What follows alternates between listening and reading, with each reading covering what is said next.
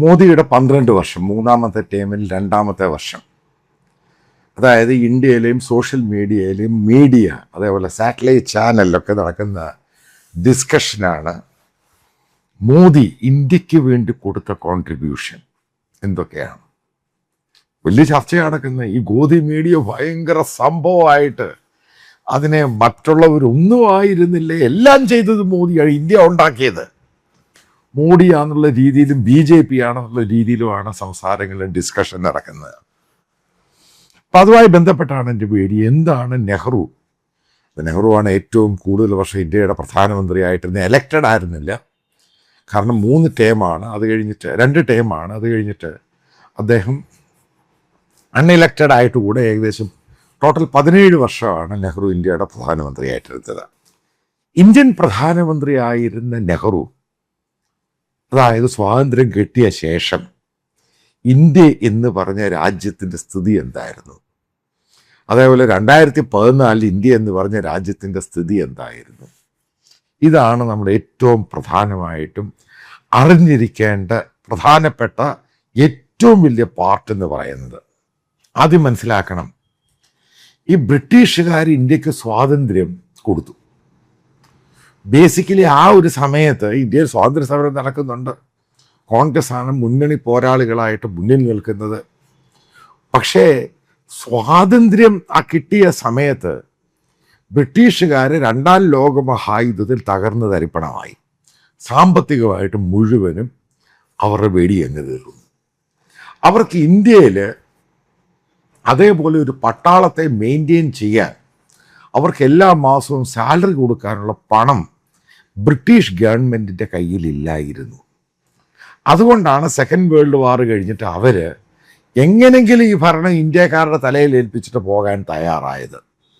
ഇതാണ് അതിൻ്റെ ബേസിക് സംഭവം. അല്ലാതെ ഇന്ത്യയിൽ അന്നുണ്ടായ വലിയ പ്രക്ഷോഭമൊന്നും ആയിരുന്നില്ല. കാരണം അവർക്ക് മെയിൻറ്റെയിൻ ചെയ്യാൻ അവരുടെ കയ്യിൽ പണമില്ല.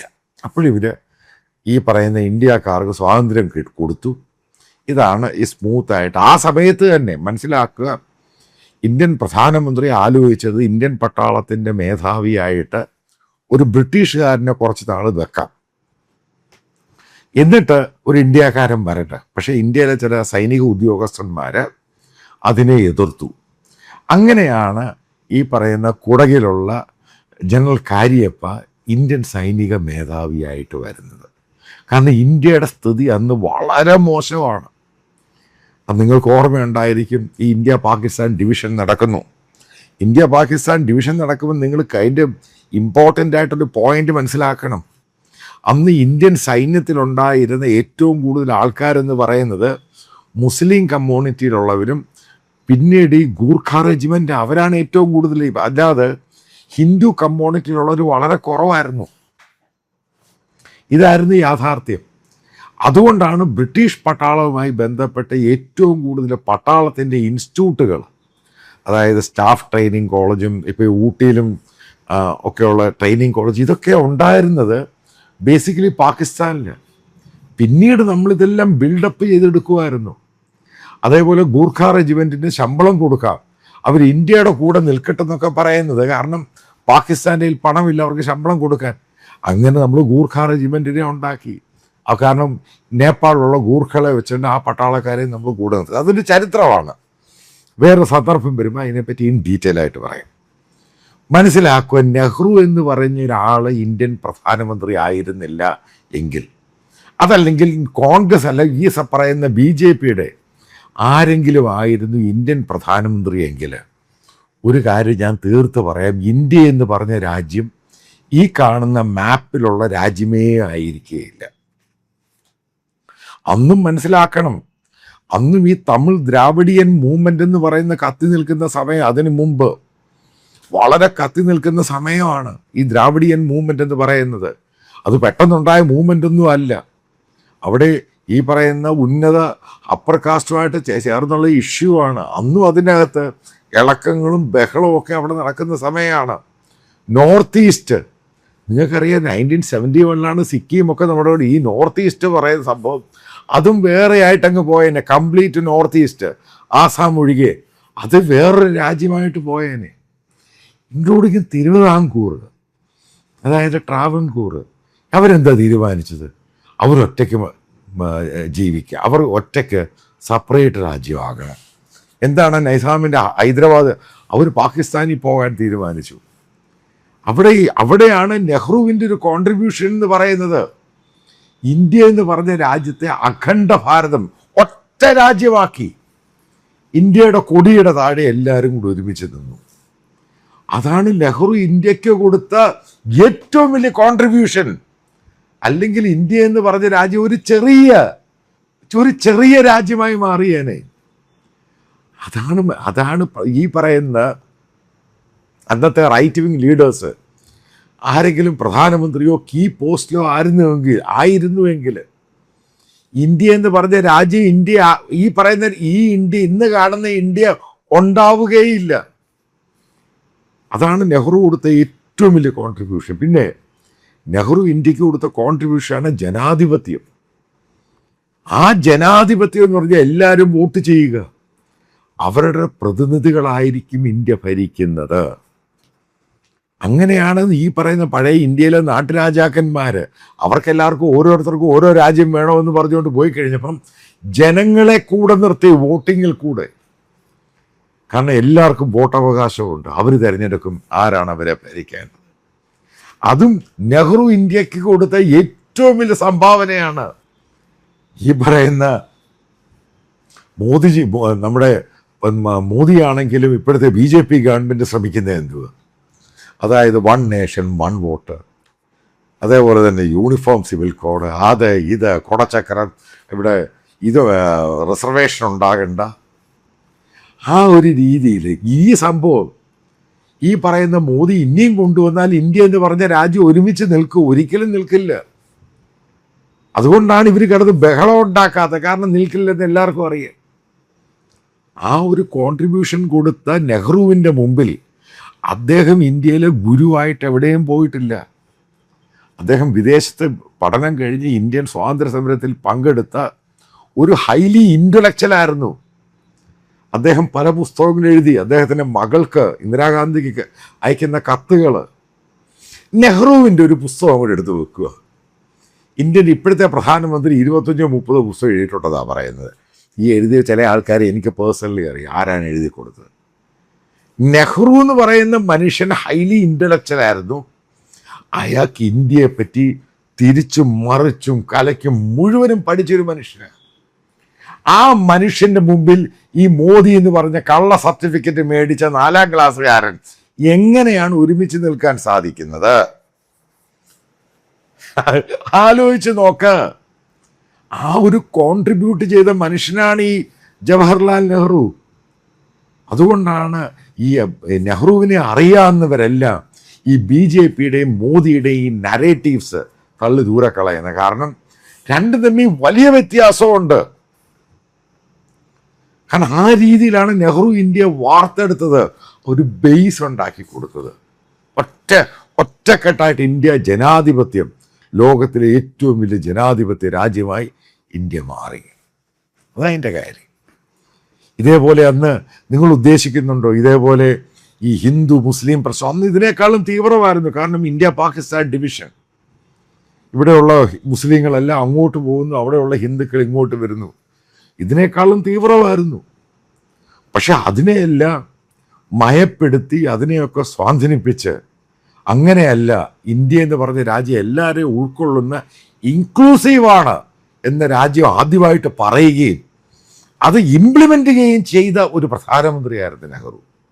അതുകൊണ്ടാണ് ഇപ്പം ഈ പറയുന്ന മോദിയുമായിട്ടുള്ള ബന്ധപ്പെട്ട നരേറ്റീവ്സിനൊന്നും ലൈഫില്ല. അത് കുറച്ച് കഴിയുമ്പം അത് ബറിയിട, അതൊക്കെ ചുമ്മാ മണ്ണിൽ ഒന്നുമല്ലാതായി മാറും. പക്ഷെ നെഹ്റുവിനെ പറ്റിയും നെഹ്റു എഴുതിയ പുസ്തകങ്ങളും അദ്ദേഹം പറഞ്ഞ പല കാര്യങ്ങളും, അദ്ദേഹം നടത്തിയ പാർലമെൻറ്റിലെ പ്രസംഗങ്ങളും, അദ്ദേഹം യുണൈറ്റഡ് നേഷനിലും അമേരിക്കയിലും മറ്റ് രാജ്യങ്ങളിലും ഇന്ത്യ എന്ന് പറഞ്ഞ മഹാരാജ്യത്തെ പറ്റി പറഞ്ഞതും അത് ലോകത്തെവിടെ ആർക്കും വായിക്കാൻ പറ്റത്തില്ല. അതേപോലെ ഒരു 5% നെഹ്റു നടത്തിയ ഒരു പ്രസംഗം നടത്താൻ ഈ പറയുന്ന ഇന്ത്യൻ പ്രധാനമന്ത്രിക്ക് കഴിയുകയില്ല. കാരണം ടെലിപ്രോംപ്റ്റർ നോക്കി ആരെങ്കിലും പറഞ്ഞു കൊടുക്കുന്നു, എഴുതുന്നു, അത് ആരിൽ എഴുതി കൊടുക്കുന്നു, അത് വായിക്കുന്നു. നെഹ്റു അങ്ങനെ ആയിരുന്നില്ല. അതുകൊണ്ട് തന്നെയാണ് നെഹ്റുവിയൻ സ്കൂൾ ഓഫ് തോട്ട്സും നെഹ്റുവിയൻ ഫിലോസഫിയും ഇന്നും ലോകത്തിന് പ്രാധാന്യമുള്ളത്, ഏറ്റവും പ്രാധാന്യമുള്ളത്. പട്ടിണി രാജ്യമായിരുന്നു, സ്റ്റാർവേഷൻ. നിങ്ങൾ ഉദ്ദേശിക്കുന്നു അന്നത്തെ കാലത്ത് ഇവിടെ അഗ്രികൾച്ചർ ലാൻഡ്, ഈ പഴയ ലാൻഡൊക്കെ ഉണ്ട്. പക്ഷെ അവിടുന്ന് അന്നുണ്ടായിരുന്ന ഗവൺമെൻറ് ഈ പറയുന്ന വർഗീസ് കുര്യനെ അമേരിക്കയിൽ പഠിക്കാൻ വിടുന്നു, അയാൾ തിരിച്ചു വരുന്നു. അങ്ങനെയാണ് ഇന്ത്യയിൽ ക്ഷീര വിപ്ലവം ഉണ്ടാവുന്നത്. MS സ്വാമിനാഥൻ, മറ്റൊരു മലയാളി, ഇന്ത്യയിൽ ഗ്രീൻ റവല്യൂഷൻ കൊണ്ടുവരുന്നു. അതിനെ സഹായിക്കാനായിട്ട് അമേരിക്കൻ സയൻറ്റിസ്റ്റ് വരുന്നു. അങ്ങനെയാണ് നമ്മുടെ ഈ പട്ടിണി മാറുന്നത്. ഇതൊന്നും തമാശയൊന്നുമല്ല ഇവർ കൊടുത്ത കോൺട്രിബ്യൂഷൻ. നോക്കുക, ഇന്ത്യയുടെ മെഡിക്കൽ, അതായത് ആരോഗ്യരംഗം, നമ്മുടെ കയ്യിൽ പണമൊന്നുമില്ല ഇതേപോലെ വലിയ മെഡിക്കൽ കോളേജ്, ഇൻസ്റ്റിറ്റ്യൂട്ടും റിസർച്ചും ഒന്നും നടത്താൻ.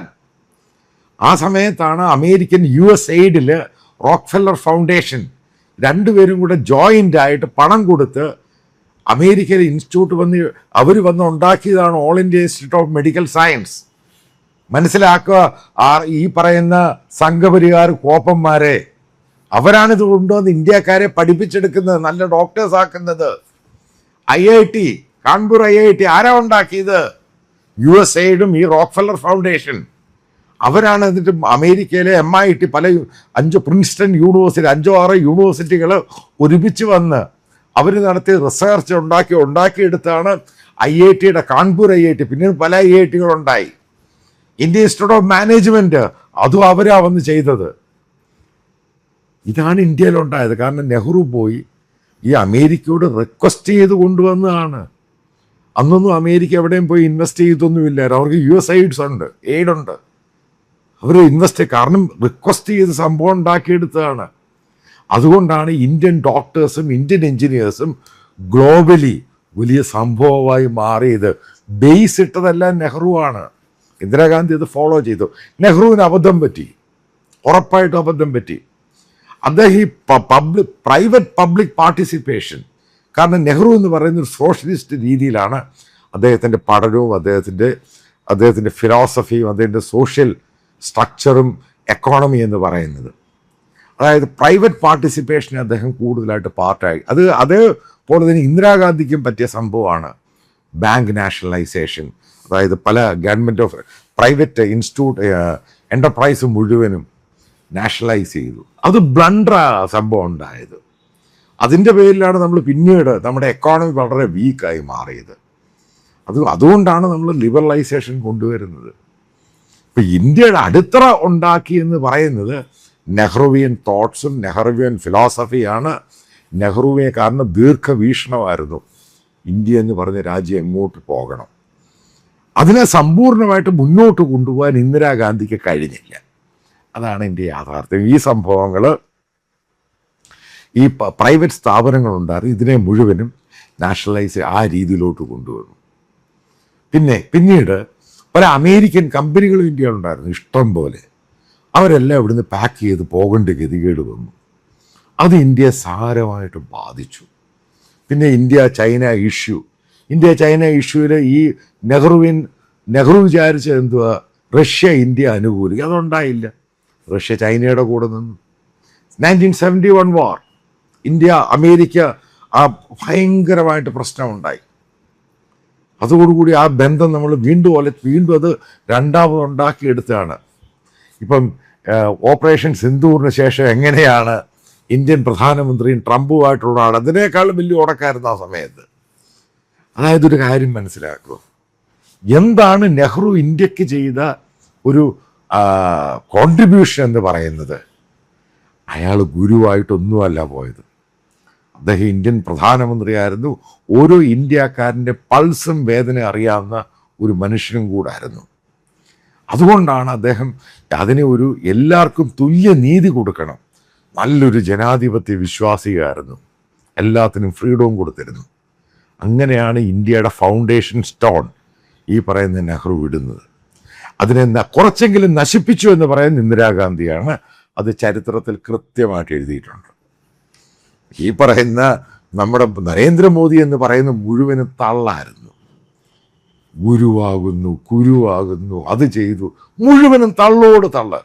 ഉറപ്പായിട്ടും നാഷണൽ ഹൈവേസ് കൊണ്ടുവന്നു, ഇന്ത്യയിൽ വേണ്ട പലയിടത്തും എയർപോർട്ടുകൾ കൊണ്ടുവന്നു. പക്ഷേ അതിൻ്റെ 3-ാമത്തെ വർഷമാകുമ്പോൾ നമ്മൾ കണ്ട 2-ാമത്തെ വർഷത്തിൻ്റെ പകുതി മുതൽ ഈ പണിത പല നാഷണൽ ഹൈവേകളും പൊളിയാൻ തുടങ്ങി. അതായത് കൃത്യമായ രീതിയിലുള്ള ഒരു റിസർച്ചും പരിപാടിയും ഇല്ലാതെ അറിയുന്ന ആൾക്കാർക്കൊക്കെ കൊടുത്ത് അതിനെ അങ്ങ് നശിപ്പിച്ചു. അഡാനിയെ കൊണ്ടുവരുന്നു, അവരെ കൊണ്ടുവരുന്നു, ഇവരെ കൊണ്ടുവരുന്നു. അത് വലിയ സെറ്റ് ബാക്ക് തന്നെയാണ്. അതായത് ഈ പറയുന്ന നരേന്ദ്രമോദി ഇന്ത്യക്ക് ചെയ്ത ഇന്ത്യക്ക് വളർച്ചയുണ്ടായി. പക്ഷെ ഇന്ന് ഇന്ത്യയുടെ പോക്കെന്ന് പറഞ്ഞാൽ താപ്പോട്ടാണ് പോകുന്നത്. ആ രീതിയിലാണ് നരേന്ദ്രമോദി, അതായത് ഗ്ലോബലായിട്ട് ഇന്ത്യക്ക് വലിയ പേര് കിട്ടി. ചേരാ നയം, നമ്മൾ ഈ പറയുന്ന അമേരിക്കയുടെ മുഴുവൻ കാര്യങ്ങൾ കേൾക്കുകയില്ല. ചൈന, ഈ നമുക്കൊരു നയത്തിൻ്റെ ഭാഗം ഉണ്ടായിരുന്നു. ആ നയത്തെ എല്ലാം മാറ്റി മോദി ഇത് അമേരിക്കയുടെ പൂർണ്ണമായിട്ട് സറണ്ടർ ചെയ്തു. ഇപ്പോഴും അത് സറണ്ടർ ചെയ്യാൻ വേണ്ടി നടക്കുന്നു. ഇതാണ് ഇവർ തമ്മിലുള്ള പ്രധാന വ്യത്യാസം. കാരണം എന്താണ് നെഹ്റു ഇന്ത്യക്ക് ചെയ്ത കോൺട്രിബ്യൂഷൻ, അതിൻ്റെ 1000-1 പോലും ചെയ്യാൻ കഴിയാത്ത ഫേക്ക് സർട്ടിഫിക്കറ്റ് ഹോൾഡറായ മോദിയെ കൊണ്ട് ഈ പറയുന്ന നരേറ്റീവ്സും തള്ളലും മാത്രമേ ഉണ്ടാക്കാൻ സാധിച്ചുള്ളൂ.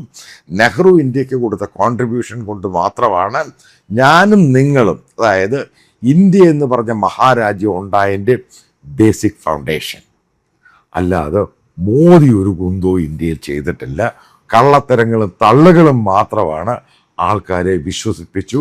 ഇവിടെ ഹിന്ദു മുസ്ലിം അടിയുണ്ടാക്കി, ഇവിടെ ഹിന്ദു ക്രിസ്ത്യൻ അടിയുണ്ടാക്കി, ഹിന്ദു സിഖ് അടിയുണ്ടാക്കി, ഇന്ത്യയിൽ മുഴുവനും അടിയുണ്ടാക്കി, അതിനകത്തുനിന്ന് ഒരു പൊളിറ്റിക്സ് ഉണ്ടാക്കി, അതിനകത്ത് ഹിന്ദുത്വ പൊളിറ്റിക്സ് കയറി അയാൾ എല്ലായിടത്തും ഇലക്ഷന് ജയിച്ച് ഇന്ത്യയെ നശിപ്പിക്കുന്ന രീതിയിൽ ഗ്ലോബലായിട്ടും അതിൻ്റെ ഇമേജ് തകർത്ത ഒരു പ്രധാനമന്ത്രിയാണ് മോദി എന്നുള്ള കാര്യത്തിൽ ഒരു തർക്കവും ഇല്ല.